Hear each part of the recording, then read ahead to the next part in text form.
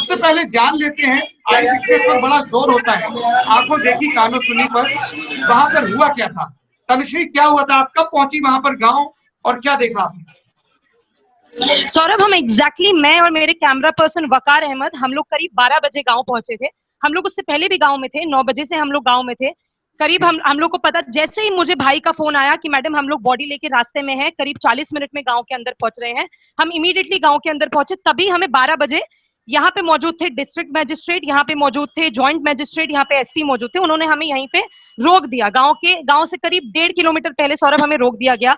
Exactly 12:40 की बात है, हमने देखा एम्बुलेंस घुस रही है गांव के अंदर और उनको 2 पुलिस एस्कॉर्ट जो व्हीकल्स होते हैं उन लोग उनको एस्कॉर्ट कर रहे हैं, जिसमें पिताजी भी बैठे थे और छोटे भाई संदीप जिनका नाम है वो भी बैठे थे। हम लोग भागना शुरू किए क्योंकि हमारे पास कोई गाड़ी नहीं थी, हमें अलाउ नहीं किया जा रहा था। हम लोग कैमरा लेकर भागना शुरू किए, 1.5 किलोमीटर गाड़ी के पीछे पीछे भागे।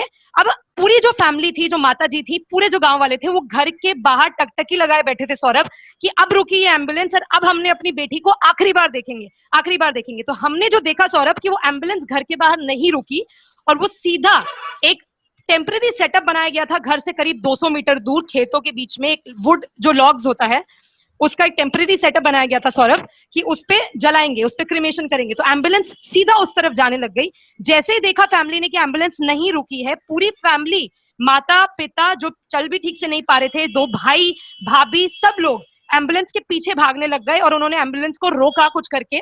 और एम्बुलेंस के आगे माता जी पिताजी हमारी आंखों के सामने एम्बुलेंस के आगे लेट गए सौरभ। और ये 12:40 की मैं आपको बात बता रही हूँ, तब से ये ड्रामा चलना शुरू हुआ। जो एसडीएम वहां पे जॉइंट मजिस्ट्रेट प्रेम कुमार मीना जी जो है वो वहां मौजूद थे। ये बहुत रकस, मेजर रकस चलता रहा जिसमें विलेजर्स बोल रहे थे कि हमें और कुछ नहीं चाहिए, हमें सिर्फ, माता रो रही थी, जो पिताजी थे वो एम्बुलेंस के सामने लेटे थे कि कुछ मत दीजिए हमें, हमारी बेटी अब मर गई है, बट हमारी बेटी चली गई है, बट हमको एक बार, सिर्फ एक बार 5 मिनट के लिए बेटी की बॉडी को घर लेके जाने दीजिए, क्योंकि यही उनकी भी आखिरी ख्वाहिश थी और हम एक बार, सिर्फ एक बार बेटी का चेहरा देख लें। जो जॉइंट मजिस्ट्रेट थे, वहां एसपी भी मौजूद थे, वो कन्विंस, फैमिली को फोर्सिबली कन्विंस कर रहे थे सौरभ, हमारे सामने हमारे कैमरास रोल कर रहे थे कि आप लोग क्रिमेट कर दीजिए बॉडी को। ऐसा कौन सा कल्चर है जहां बॉडी को रात को नहीं क्रिमेट करते? तो जो माता है वो बोल रही थी कि हमारे हिंदू रिचुअल के हिसाब से बॉडी को रात को नहीं आत्म संस्कार करते हैं। चलिए हमने माना अभी रीति रिवाज बदल रहे हैं, कोविड का सिचुएशन है, आप 5 मिनट के लिए देखने दीजिए, हम कभी नहीं देख पाएंगे अब अपनी बेटी को जिंदगी में, 5 मिनट के लिए देखने दीजिए। 2 घंटे तक जितने भी पुलिस ऑफिसर वहां थे और ये सब आला अधिकारी थे सौरभ, ये लोग कंटिन्यूसली फैमिली को फोर्स करते रहे कि देखिए बॉडी को क्रिमेट कर दीजिए, जला दीजिए, मत नहीं रखिए, मत करिए, तरह तरीके की बातें बोलने लग गए कि देखिए आपसे भी गलती हुई है और हमने ये सब रिकॉर्ड किया है सौरभ। थोड़ी देर बाद आला अधिकारी मीडिया को, जो सिर्फ हम ही सिर्फ वहां मौजूद थे और कोई मीडिया चैनल वाला था नहीं कैमरा के साथ, तो उन्होंने हमारे कैमरा पर्सन को कहा कि आप कैमरा बंद कीजिए, आप कैमरा बंद कीजिए। तो उनको कुछ करके कैमरा बंद करना पड़ा। मैंने अपने मोबाइल पे सारा रिकॉर्डिंग किया सौरभ। 2 घंटे बाद जब फैमिली नहीं मानी, करीब 150 पुलिस ऑफिसर और जितने भी आला अधिकारी थे, उन्होंने फोर्सफुली फैमिली को, सबको अंदर, एक घर के अंदर बंद किया और सिर्फ माता पिता और 2 भाई को खींच के बाहर आने लग गए कि आप आइए और चलिए क्रिमेट कीजिए हमारे साथ, ताकि बाद में ऐसा नहीं लगे कि पुलिस ने बिना फैमिली के प्रेजेंस के क्रिमेट कर दिया। पर ये फैमिली की मंजूरी नहीं थी, फैमिली देखना चाहती थी अपनी बेटी की बॉडी। तो फैमिली ने अपने को, खुद को घर के अंदर बंद कर लिया, ताला लगा दिया कि नहीं आप बॉडी लाइए, हमको खींचिए मत, हमको खींच के मत लेके जाइए, आप बॉडी लाइए, हमको 2 मिनट के लिए दिखाइए। उस वक्त सौरभ जॉइंट मजिस्ट्रेट वहां मौजूद थे, उन्होंने एम्बुलेंस ड्राइवर को बोला कि चलो तुम जाओ क्रिमेशन सेंटर की तरफ। हम लोग एम्बुलेंस के पीछे भागने लग गए सौरभ। एम्बुलेंस सीधा पहुंची क्रिमेशन ग्राउंड की तरफ, जो कि करीब 200 मीटर दूर पे था, गांव के खेत के बीच में। वहां कोई भी बड़ा अधिकारी भी नहीं मौजूद था। करीब 50-60 वहां कांस्टेबल पुलिस ऑफिसर थे और एक जना जिनसे मैं सवाल पूछ रही हूँ, उनका नाम है संजीव कुमार, वो बोल रहे हैं कि वो क्राइम ब्रांच के हैं, सिर्फ वो मौजूद थे। उन्होंने हमारे सामने बॉडी को निकाला, हमको वहीं रोक दिया गया, करीब 10 मीटर की दूरी पे रोक दिया गया जहां लकड़ियां थी, वहां से हमको पकड़ लिया गया, बॉडी को निकाला, रखा और बॉडी को जला दिया। वहां फैमिली का कोई भी मेंबर मौजूद नहीं था, फैमिली की कंसेंट नहीं थी बॉडी जलाने की। फैमिली के विल के अगेंस्ट जाके उन्होंने बॉडी को करीब 4 मिनट में, ये सब हुआ है, 4 मिनट में बॉडी निकली है, लगाई है आग और बॉडी को जला दिया गया है। हम बॉडी जितनी देर जली है सौरभ, 1.5 घंटा हम वहीं खड़े थे, सवाल पे सवाल पूछते जा रहे थे कि सर प्लीज एक बार रिकॉर्ड पे बताइए आपने क्या जलाया है, क्या बॉडी जलाई है, नहीं जलाई है तो वो भी बताइए, क्या हम गलत है, क्या हो रहा है कुछ तो बताइए, किसकी परमिशन से बॉडी जलाई है, क्यों जलाई है, क्यों कर सकते हैं। पर सौरभ हमें कोई जवाब नहीं मिला। करीब 3:30 से 4 बजे तक बॉडी पूरी तरीके से जल चुकी थी। अब सबसे जो दर्दनाक घटना थी, जब हम वापस जा रहे थे, हमने सोचा एक बार फैमिली से मिल ले। हमें नहीं पता था कि फैमिली को ये बात ही नहीं पता कि उनकी बॉडी को जला दिया गया है, उनकी बेटी की जो चिता थी सौरभ। तो हम जब पहुंचे गांव में, मतलब घर पे 200 मीटर दूर, तो पूरे घर वालों ने अपने आप को ताला लगा रखा था अंदर। हमने जाके, आज तक इंडिया टुडे ने जाके उनसे ये बात ब्रेक करी कि आपकी बेटी की जो चिता है उसका अंतिम संस्कार कर दिया गया है, दाह संस्कार कर दिया गया है पुलिस द्वारा। तो माँ रोते रोते बेहोश हो गई सौरभ, पिताजी अंदर चले गए और भाई ने हमसे बात किया। भाई ने कहा कि ये सरासर गलत है, ये सरासर गलत है कि हमको बिना बताए हमारी ही बहन की, हमारी ही बेटी की बॉडी को आप लोगों ने जला दिया।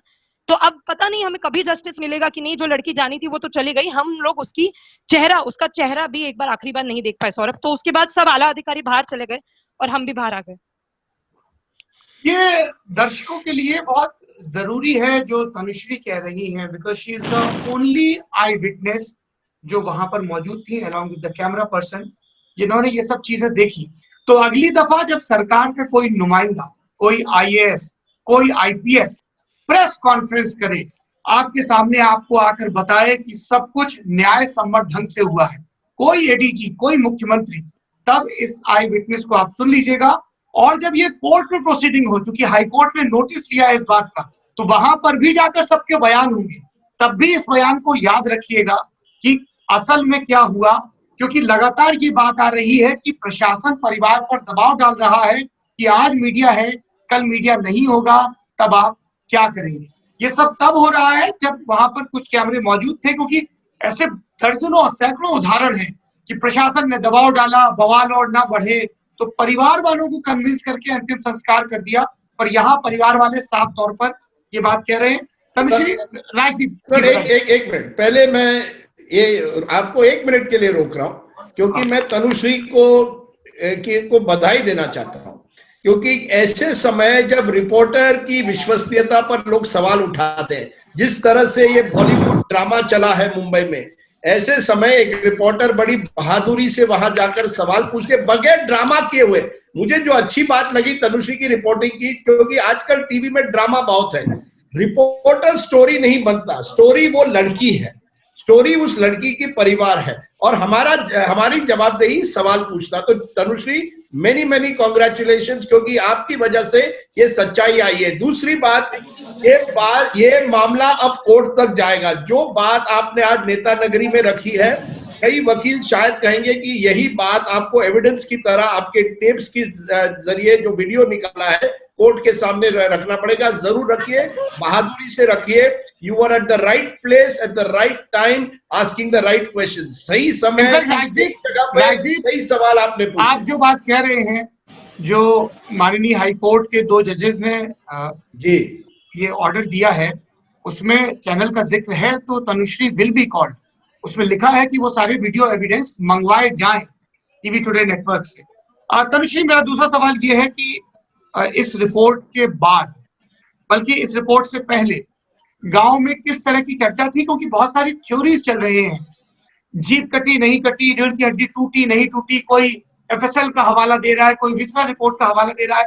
गांव के लोग क्या बता रहे थे कि ये कास्ट बेस्ड क्राइम है, या जिसको बोलते हैं स्पर ऑफ द मोमेंट हो गया, क्या बताया गांव वालों ने आपको?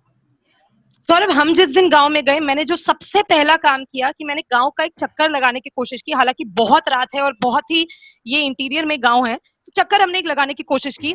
सौरभ, यहाँ जो कास्ट डिवाइड है वो ऐसा है कि यहाँ कोरोना से पहले भी यहाँ के लोगों को लॉकडाउन, सोशल डिस्टेंसिंग की जरूरत, यहाँ पहले से ही सोशल डिस्टेंसिंग चलता था ठाकुरों के बीच में और दलित वाल्मीकि जो कम्युनिटी है उनके बीच में। कास्ट डिवाइड इतना खराब है कि जब कुछ वाल्मीकि फैमिलीज ने हमें बताया, जो कि बहुत कम है नंबर्स में, it's a Thakur dominated village basically, इन्होंने बताया कि जब ये लोग कुछ दुकान से भी चीज खरीदने जाते हैं और वो दुकान ठाकुरों की है, तो वो देते हैं हाथ में चीज और दूर से पैसा, दूर से बोलते हैं रख दो, हम हाथ धोएंगे उसके बाद, और हाथ धोते हैं। तो इस तरीके की चीजें होती थी गांव में पहले, हमेशा से होती आई हैं। पर कभी कोई मीडिया नहीं पहुंचा है, कभी किसी ने इस बात को रिपोर्ट नहीं किया है। तो जस्ट 2 घंटे दूर सौरभ, आप मानिए दिल्ली से 3 घंटे दूर, इस तरीके का कास्ट डिवाइड है बुलगड़ी हाथरस में। और इसके अलावा सौरभ, जो गांव वाले और भी बातें कह रहे थे, जो हमें फैमिली ने बताया कि मैम इंसिडेंट हुआ है 14 तारीख को, मीडिया का जो बना है, मीडिया सिर्फ जब लड़की ने आखिरी सांस ले ली तभी मीडिया हमको पहली बार दिखी। इससे पहले 2-3 लोकल जर्नलिस्ट आए थे। इससे पहले जो अक्यूज की फैमिली के, जो ठाकुर डोमिनेटेड जो फैमिलीज हैं, जिन्होंने आज भी एक बहुत बड़ा यहाँ पे गैदरिंग किया है अक्यूज के फेवर में, वो लोग हमारे जी जी जी सेक्शन 144 के बावजूद एक बहुत बड़ा कांग्रेगेशन हुआ है। तो वो छतों पे, क्योंकि छत ना यहाँ सौरभ, छतें जो हैं बिल्कुल जुड़ी हुई हैं, तो छतों पे चढ़ के ये लोग हमको धमकियां दे रहे थे कि आपकी तो अब तुमने हमारे बेटे को फंसवाया, अब एक लड़की गई है, तुम देखो अब हमें वापस करेंगे। तो ना कोई पुलिस यहाँ पे थी, ना हमारी कोई मीडिया सुनने वाला था। तो हम इतने प्रेशर में हमें समझ ही नहीं आ रहा था कि हमारी तो बेटी चली गई, हमें और लोगों को भी, अपनी घर की और लड़कियों को भी बचाना है। अब तो हम उन्हें कभी नहीं निकलने देंगे। रात को तो छोड़िए, जो थोड़ी बहुत हमने फ्रीडम दी थी लड़कियों को यहाँ पे, अब हम वो भी लेना ही पड़ेगा। क्या कर सकते हैं? एक बेटी को तो हमने जाके देखा छोड़ के, उसके साथ क्या हुआ। तो इस तरीके का गांव में है कि कास्ट डिवाइड तो बहुत खतरनाक है इनका। तो ऐसा तो हमें खुद बताया गांव वालों ने। मेरा अगला सवाल तनुश्री यही है कि जब पत्रकार या नेता जाते हैं तो उत्तर प्रदेश प्रशासन, योगी आदित्यनाथ सरकार और उत्तर प्रदेश की पुलिस कहती है कि 144 लगी है, फिर कहते हैं कि कोरोना पॉजिटिव लोग निकले हैं इसलिए कंटेनमेंट जोन है। इतना सब होने के बावजूद एक्यूज के समर्थन में जमावड़ा कैसे हो गया? बिल्कुल बिल्कुल। और करीब मेरे ख्याल से 1.7 किलोमीटर दूर ही, मैं जितना लगा सकती हूँ 1.7 किलोमीटर दूर ही ये कांग्रेगेशन हुआ है। विक्टिम की जहां फैमिली रहती है उसकी बिल्कुल नेबर्स ही अक्यूज की फैमिली, बिल्कुल जुड़ा हुआ घर ही है। चारों अक्यूज सेम घर में रहते हैं, ये मैंने पता किया है, हमको बताया गया है ये आला अधिकारियों द्वारा। और कांग्रेगेशन जो ये हुआ है, बड़ी कम्युनिटी की, सो कॉल्ड जो अपर कास्ट कहा जाता है ठाकुर, उनका पूरा कांग्रेगेशन हुआ है, पंचायत हुई है। और उन्होंने फेवर, अक्यूज के फेवर में पूरा एक निकाला है अपना एक, कि अब हम ये करेंगे अक्यूज के फेवर में। और हमने जब पूछा, यहाँ जॉइंट मजिस्ट्रेट प्रेम कुमार मीना जी थे, यहाँ डिस्ट्रिक्ट मजिस्ट्रेट थे, और हम पूछते गए, मैं पूछती ही गई उनसे कि सर आप लोग कोई प्रोटेस्ट अलाउ नहीं कर रहे हैं रेप के लिए, रेप विक्टिम से आप ऑपोजिशन लीडर्स को नहीं मिलने दे रहे हैं, धक्का दे रहे हैं, मीडिया को तो आपने जिस तरीके का मीडिया से व्यवहार किया वो तो चलिए छोड़ ही दीजिए, आपने फिर ये कांग्रेगेशन क्यों अलाउ किया? रेपिस्ट के, एक अक्यूज के, चलिए अब तो अक्यूज उनको बोलेंगे हम लोग, अक्यूज के फेवर में अभी तो सही बात नहीं है ना सर, आप वो भी मत अलाउ करिए, बायस है ये तो। उन्होंने कोई जवाब नहीं दिया, पूरे तरीके से सिर्फ चुप ही रहे थे। करीब हम सवाल पूछते गए, वो चुप ही रहे आधे घंटे। जवाब दिया ना, योगी आदित्यनाथ ने एक ट्वीट के जरिए जवाब दिया, और उस ट्वीट में उन्होंने ये यकीन दिलाने की कोशिश की कि सभी सुरक्षित हैं, सभी के साथ न्याय होगा। मुझे लगता है कि उसी न्याय की प्रक्रिया के तहत ये सब हो रहा होगा। बहुत कॉम्प्लेक्स मेज है न्याय का, ऐसे ही दिया जाता होगा न्याय। राजदीप जी, मुझे ये बताइए कि जो यूपी में हुआ, फिर राजस्थान के कई प्रकरणों का जिक्र हुआ, मध्य प्रदेश के कई प्रकरणों का जिक्र हुआ, और बार बार ये कहा गया कि पुलिस के स्तर पर, समाज के स्तर पर, कन्विक्शन के स्तर पर, इंपैथी के स्तर पर, अलग अलग लेवल्स पे क्या हम लोग कर रहे हैं, क्या बन रहे हैं as a society, as a citizen, as a government, as a law enforcement agency, how do we face ourself. बहुत सारे इफ्स एंड बट्स तो जोड़ दिए, मतलब this is totally inhuman. The crime, the treatment with the victim, victim की family के साथ जिस तरह हो रहा है, और उसके बाद जिस तरह की लगातार सरकारी लीपापोती हो रही पूरी बेशर्मी के साथ। देखिए सौरभ भाई, सच्चाई ये है कि अगर यही घटना झारखंड या छत्तीसगढ़ के किसी दूर दरार गांव में होती तो मुझे नहीं लगता ये इतना नेशनल इशू बनती। ये हमारे देश की हकीकत है सौरभ भाई। एनसीआरबी के डेटा के जरिए 8 दलित बेटियों और के खिलाफ रेप हर दिन होते हैं। 8 Dalit girls, women are raped every day in this country. Total 88 है एनसीआरबी का डेटा, उसमें 8 per day, 8 per day, 88 overall उसमें। हाँ जी, मेरा ये कहना है कि ऐसी एक स्थिति में, ऐसे एक स्ट्रक्चर में, क्योंकि ये हाथरस में होता है जो 200 किलोमीटर एक तरह से दिल्ली से दूर है, यानी एक तरह से आप उसे कहते हैं part of extended national capital region, यानी कम से कम दिल्ली से है। इसी तरह की घटनाएं अगस्त के महीने में, इसी तरह से भयानक घटनाएं महिलाओं के साथ उत्तर प्रदेश में हुई है अगस्त के महीने में। आप देखिए लखीमपुर खीरी में या गोरखपुर में हुए हैं, लेकिन वो उस तरह से नेशनल लेवल पर नहीं आए। ये नेशनल लेवल पर आया क्योंकि ये 200 किलोमीटर दूर था। ये नेशनल लेवल पर आया क्योंकि तनुश्री वहां थी जब ये जिस तरह से अंतिम संस्कार उस रात को 2:30 बजे किया जाता है। अगर वो इमेज, वो तस्वीर अगर हमारे साथ नहीं होती तो शायद पुलिस का ये कवर अप या एडमिनिस्ट्रेशन का कवर अप वो इसमें बच जाते। सच्चाई हकीकत है सौरभ, ये केवल उत्तर प्रदेश में नहीं होता, ये देश भर में होता है। लेकिन जब किसी राज्य में होता है तो उस सरकार की जवाबदेही है कि वो सहानुभूति दिखाए। इस पूरे मामले में देखिए कवर अप होते हैं, हमारा प्रशासन जो है वो इस कवर अप से एक तरह से ये पहली बार नहीं हुआ है। लेकिन where is the human factor? आपने अभी तक उस लड़की के परिवार के पास वाकई कोई दूसरी बात, ये 14 सितंबर की बात है जब ये घटना हुई है। जब मौत होती है उस लड़की की 28 या 29 तारीख को, तभी सब एक तरह से जमावड़ा होता है, उसको एक पॉलिटिकल प्रेशर आ जाता है, मीडिया प्रेशर आता है। उसके पहले क्या हो रहा था? उसके पहले क्या था? आप उस मामले को एक रूटीन, एक स्टैटिस्टिक की तरह बता रहे हैं। Is the death of a Dalit girl statistic? मेरा ये कहना है कि वाकई इसमें एक राजनीतिक इशू है, लेकिन बड़ा इशू सिस्टम का है, समाज का है। आज प्रोटेस्ट हो रहे हैं, लोग कह रहे हैं दलित लाइव्स मैटर, ये सब ठीक है। कल क्या होगा? क्या आपको लगता है इससे कुछ रुकेगा मामला? जो स्थिति आज तनुश्री ने बताई गांव की, उस गांव में क्या है? वाल्मीकि 4 परिवार है। मैंने उसके भाई संदीप से जब बात की, 4 परिवार हैं, बाकी सब पंडित और ठाकुर परिवार हैं। और यही चीज आपको मालूम होगा अखलाक के मामले में हुई थी, जब ग्रेटर नोएडा में इसी तरह की घटना हुई थी। तब जब अपर कास्ट एक तरह से उस गांव वाले जुड़े हुए थे जस्टिफाइंग द लिंचिंग, तब आपने कभी 144 की बात नहीं की। लेकिन 144 की बात होती है जब मीडिया वहां सवाल पूछना चाहता है या अगर कोई पॉलिटिकल ऑपोजिशन वहां जाना चाहती है।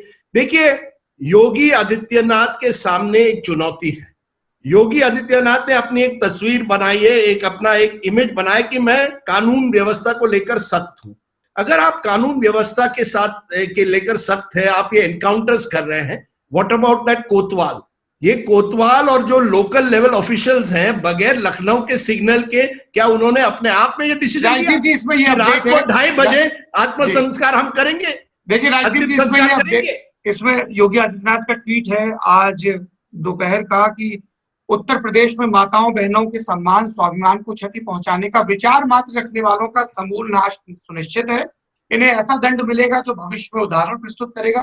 जो सरकार के नुमाइंदे बार बार कह रहे हैं फास्ट ट्रैक कोर्ट, ये वो, आपकी यूपी गवर्नमेंट प्रत्येक माता बहन की सुरक्षा व विकास हेतु संकल्पबद्ध है। ये हमारा संकल्प वचन है। ये बात कही और ये कहा जा रहा है कि चूंकि अब इतना प्रेशर बिल्ड हो गया है, इसलिए हाथरस के डीएम और एसपी को सस्पेंड किया जा सकता है।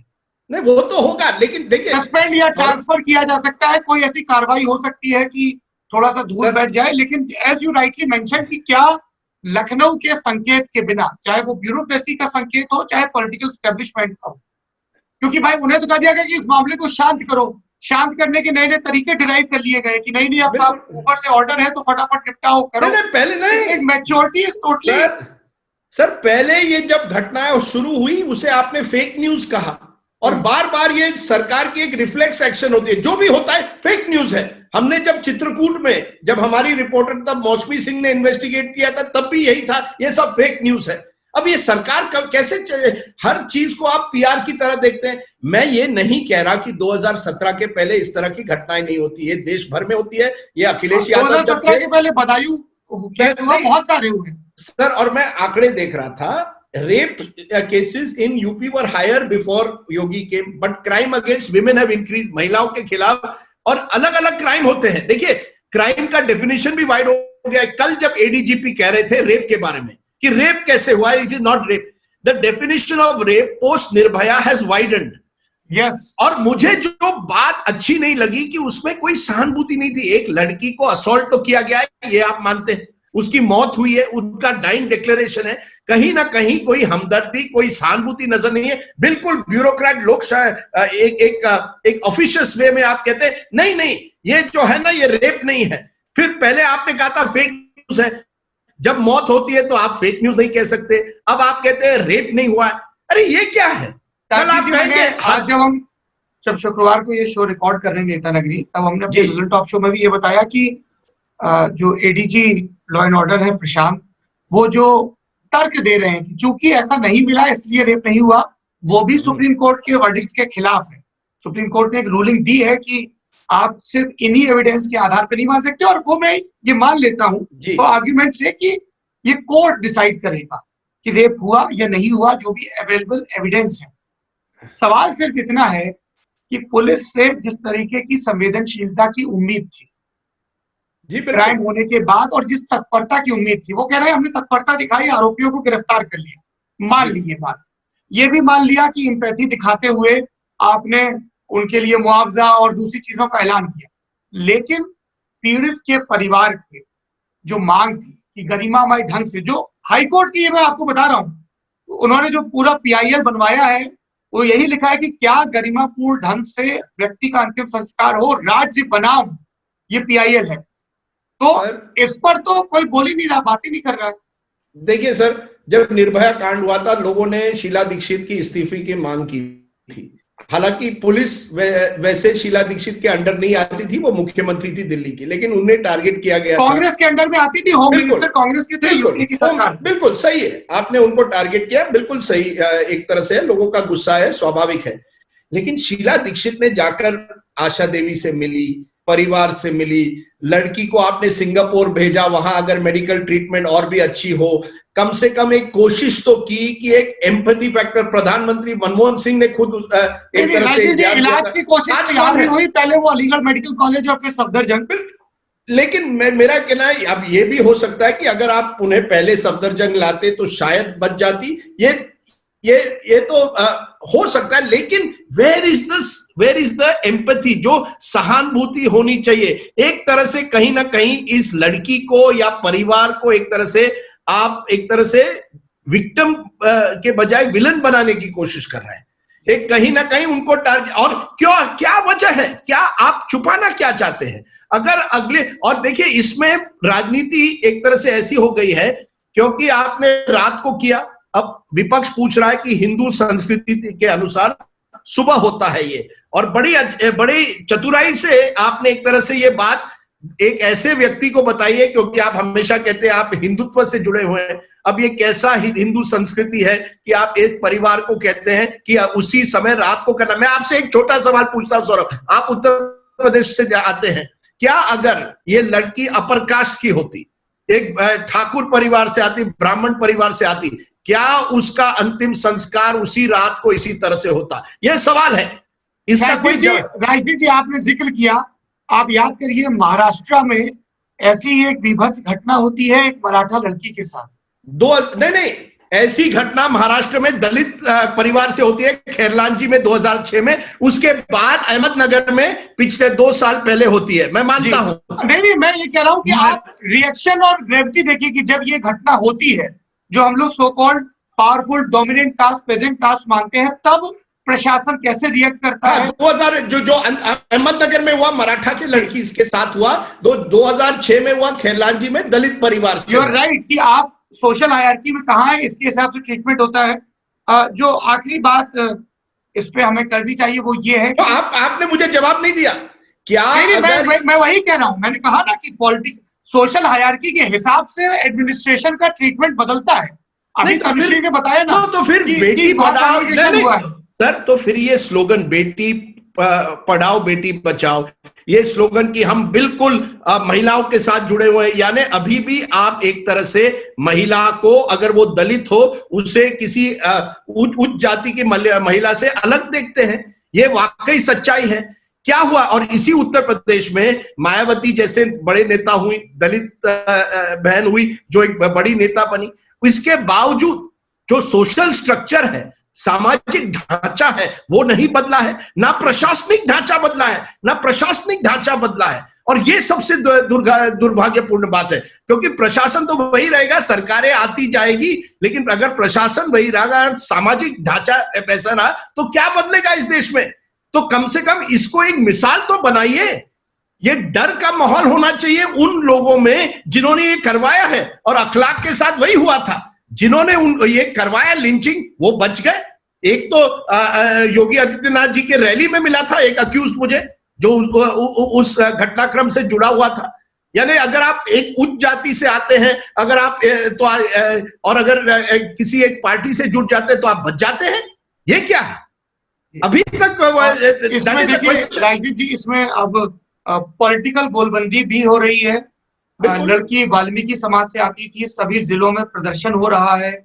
प्रियंका गांधी, राहुल गांधी गए, गिरफ्तार हुए। आज वो शुक्रवार के दिन जो दिल्ली में वाल्मीकि मंदिर है, वहां पे सभा थी, वहां पहुंचे। टीएमसी के लोग पहुंच रहे हैं, तो सब उसको बिल्डअप कर रहे हैं। बीजेपी भी समझ रही है तो उसको काउंटर कर रही है। योगी आदित्यनाथ एग्रेसिव दिख रहे हैं। मायावती ट्वीट करने तक महदूद है, अखिलेश यादव ट्वीट करने तक महदूद है, और जो यूपी के पॉलिटिशियन है। लेकिन जो एक सेंस ऑफ अदरिंग है वो नीचे तक ट्रिकल डाउन होकर जाती तो है, और इस बात की बीजेपी को भी फिक्र है, क्योंकि बीजेपी नए सिरे से दलितों की रहनुमा बनने की, उनकी नुमाइंदगी करने की, उनकी वॉइस को वॉइस देने की बात करी थी। लेकिन आप याद करिए राजदीप, गुजरात के विधानसभा चुनाव से पहले जब वो ऊना वाला कांड हुआ था, तो एक स्ट्रॉन्ग रिजेंटमेंट पॉलिटिकल वर्डिक्ट में झलक रहा था। ये बड़ी बात आपने कही है, क्योंकि यही फर्क है कि अगर जब मैंने अखलाक का जिक्र 2-3 बार किया, वो बीजेपी को एक तरह से, या हिंदुत्ववादी जो ताकतें हैं उनको सूट करता है, क्योंकि वो उनके पॉलिटिकल प्रोपेगेंडा में फिट होता है एक तरह से। लेकिन यहां जब वाल्मीकि समाज से, जिसमें बीजेपी ने काफी अपनी एक पहचान बना ली है, नॉन जाटव वोट एक बनाया है, और वो केवल यूपी तक सीमित नहीं है, अन्य राज्यों पंजाब में, हरियाणा में, सभी राज्यों में दलित समाज को लेकर उस तरह का प्रोपेगेंडा नहीं चल सकता। कई दलित एमपीज हैं, उन्होंने अपने ऑफिशियल बयानों में आप कहा है, अपने इंटरव्यूज में कहा है, बीजेपी के एमपीज में जो हुआ है गलत हुआ है, प्रशासन ने कठोर कार्रवाई करनी चाहिए। क्यों? क्योंकि वो भी जानते हैं कि ये घटना एक सिंबॉलिक घटना बन सकती है, जिस तरह से ऊना गुजरात में बनी थी।